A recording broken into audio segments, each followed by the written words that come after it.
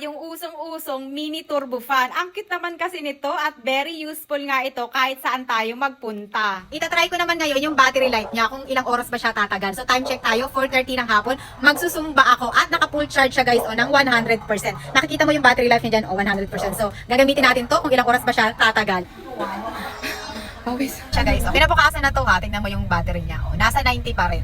Ay, ang tagal niya malobat. Gawin natin, i-full natin siya ng 100. Rinig niyo ba?